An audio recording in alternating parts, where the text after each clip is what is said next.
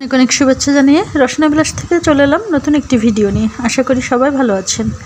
আজকে তৈরি করব মজার একটি রেসিপি।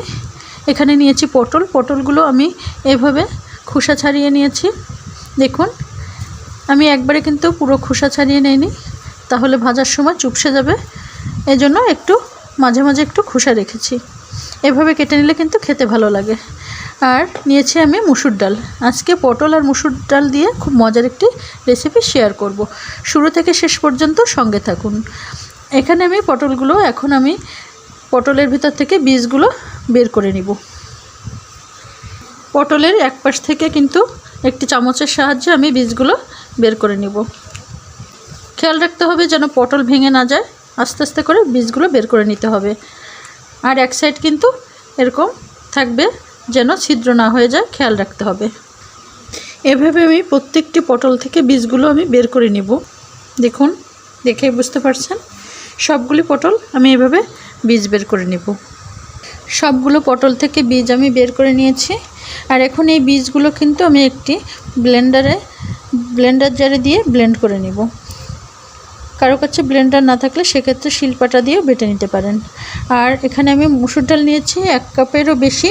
আর এই ডালগুলোও আমি ব্লেন্ড করে নিব, কিন্তু কোনো রকম কিন্তু পানি ব্যবহার করা যাবে না। এখানে আমি এই বীজগুলোর সাথে আমি 2টা কাঁচামরিচ দিয়ে দিব আর একসঙ্গে ব্লেন্ড করে নিব। এখন এগুলো আমি ব্লেন্ড করে নিব। এখানে একটি মিক্সিং বোল নিয়েছি। আর এখন আমি ব্লেন্ড করে রাখা সে পটলের বীজগুলো এখন দিয়ে দিব। এখানে ডালগুলো আমি ব্লেন্ড করে নিয়েছি। আর হালকা হালকা একটু দানা দানা আছে, এরকম থাকলেই কিন্তু খেতে ভালো লাগবে। এখন এগুলো আমি দিয়ে দিব সবগুলো। এখন আমি এর মধ্যে দিয়ে দেব কিছু মশলা। দিয়ে দেব 1/2 চামচেরও কম হলুদের গুঁড়া, 1/2 চামচেরও কম মরিচের গুঁড়া, দিয়ে দেব স্বাদ অনুযায়ী লবণ, দিয়ে দেব 1/2 চামচেরও কম জিরা গুঁড়ি, 1/2 চামচেরও কম ধনিয়া গুঁড়ি। এখন এখানে দিয়ে দেবো আমি 1/2 কাপ পেঁয়াজ কুচি। পেঁয়াজটা কিন্তু আমি এভাবে ছোট ছোট করে কুচি করে কেটে নিয়েছি। এখন এগুলো দিয়ে দেব। এখন এখানে দিয়ে দেব 2 চামচ বেসন, দিয়ে দেব 2 চামচ কর্নফ্লাওয়ার। এখানে কর্নফ্লাওয়ারের পরিবর্তে চালের গুঁড়ি ব্যবহার করতে পারবেন। এখন এখানে আমি একটি সিদ্ধ ডিম নিয়েছি। ডিমটা আমি গ্রেটারের সাহায্যে গ্রেট করে দিব। কেউ যদি ডিম দিতে না চান সেক্ষেত্রেও সমস্যা নাই, তবে ডিমটা দিলে স্বাদটা অনেক বেড়ে যাবে, খেতে ভালো লাগবে। সব উপকরণ দিয়ে ভালো করে এখন আমি মেখে নেব। সুন্দর করে আমি সব উপকরণ দিয়ে মেখে নিয়েছি। এখন এই পুরটা আমি এই পটলের ছিদ্রের ভিতরে আমি দিয়ে দিব। সুন্দর করে হাত দিয়ে আমি এভাবে দিয়ে দিব।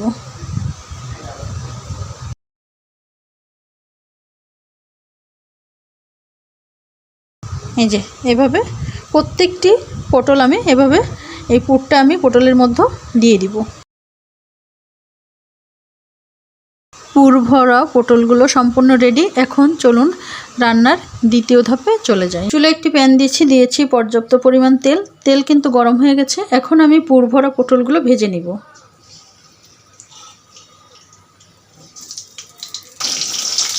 মাঝারি আছে আমি পটলগুলো হালকা গোল্ডেন কালার করে ভেজে নেব। পটলগুলো আলতোভাবে নেড়েচেড়ে দিব। খুব বেশি নাড়াচাড়া করা যাবে না, তাহলে কিন্তু পুরগুলো বের হয়ে যাবে। পটলগুলো হালকা গোল্ডেন কালার করে ভেজে নিয়েছি। এখন এগুলো তুলে নেব। সবগুলো পুর ভরা পটল আমি ভেজে নিয়েছি। আর যেটুকু মিশ্রণ বাকি ছিল আমি তা দিয়ে কিছু বড়া তৈরি করে নেব।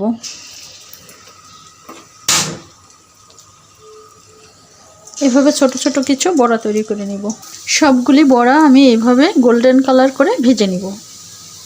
বড়াগুলো গোল্ডেন কালার করে ভেজে নিয়েছি। এখন এগুলো তুলে নিব। চুলায় একটি কড়াই দিয়েছি, কড়াইটা গরম হয়ে গেছে। এখন দিয়ে দেব পরিমাণ মতো তেল।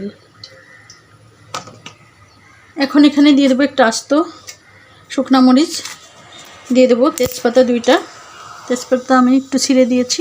এখন দিয়ে দেবো 1/2 চামচেরও কম আস্ত জিরা। ফোড়নটা হালকা একটু ভেজে নিব। ফোড়ন থেকে যখন সুন্দর একটা সুঘ্রাণ আসবে তখন এর মধ্যে দিয়ে দেবো একটা বড় সাইজের পেঁয়াজ কুচি। পেঁয়াজটা হালকা করে ভেজে নিয়েছি। এখন দিয়ে দেবো 2 চামচ পেঁয়াজ বাটা। 2 চামচ পেঁয়াজ বাটা দিয়েছি। এখন দিয়ে দেবো হাফ চামচ রসুন বাটা। এখন দিয়ে দেবো হাফ চামচ আদা বাটা। দিয়ে দেবো হাফ চামচ হলুদের গুঁড়ি। দিয়ে দেবো হাফ চামচ ধনিয়া গুঁড়ি। দিয়ে দেবো হাফ চামচের কম মরিচের গুঁড়া। দিয়ে দেবো হাফ চামচ জিরা গুঁড়ি। এখন একটু পানি দিয়ে মশলাগুলো 3-4 মিনিট কষিয়ে নেব। 3 মিনিটের মতো সময় নিয়ে মশলাগুলো আমি সুন্দর করে কষিয়ে নিয়েছি। তেল কিন্তু উপরের দিকে উঠে আসছে। এখন এর মধ্যে দিয়ে দেবো কেটে রাখা আলু, দিয়ে মশলার সঙ্গে আমি 5 মিনিট কষিয়ে নিব।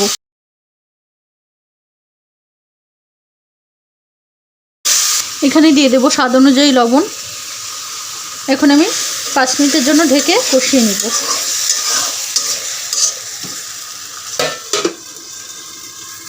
ফিরে এলাম 5 মিনিট পর। এখন ঢাকনা খুলে দিব। আলু সুন্দর মতো কষিয়ে নিয়েছি মশলার সঙ্গে। এখন আমি দিয়ে দেবো এর মধ্যে সেই ভেজে রাখা পটল। ফিরে এলাম 2 মিনিট পর। এখন ঢাকনা খুলে দিব। এখন দিয়ে দেবো এর মধ্যে পরিমাণ মতো পানি। পানিটা খুব অল্প পরিমাণে দিব। এখন আলতোভাবে নেড়েচেড়ে দিব। খুব বেশি কিন্তু জোরে নাড়াচাড়া যাবে না, কারণ এর ভিতরে পুর আছে, পুরগুলো কিন্তু তাহলে বের হয়ে যাবে। এখানে আমি 3টি কাঁচামরিচ এভাবে একটু ভেঙে দিব। পরিমাণ মতো পানি দিয়েছি। পানি দেওয়ার পরে আমি আরও 4-5 মিনিট রান্না করব। রান্নাটা আমার কিন্তু প্রায় শেষের দিকে। এখন আমি এর মধ্যে দিয়ে দেব কিন্তু হাফ চামচ চিনি। চিনিটা আপনাদের পছন্দ অনুযায়ী, তবে এই রান্নায় একটু চিনি দিলে খেতে কিন্তু ভালো লাগে। এখন এর মধ্যে দিয়ে দেবো আমি হাফ চামচ ভাজা জিরা গুঁড়ি। এখন এখানে দিয়ে দেবো সেই ডালের বড়াগুলো আমি ভেজে রেখেছিলাম, সেগুলো এখন আমি দিয়ে দেব। আর এই ডালের বড়াগুলো কিন্তু শেষের দিকেই দিতে হবে, তা না হলে কিন্তু ভেঙে যাবে। আমি এখানে বাচ্চাদের কথা চিন্তা করে ডালের বড়াগুলো ব্যবহার করেছি, তবে আপনারা চাইলে নাও দিতে পারেন।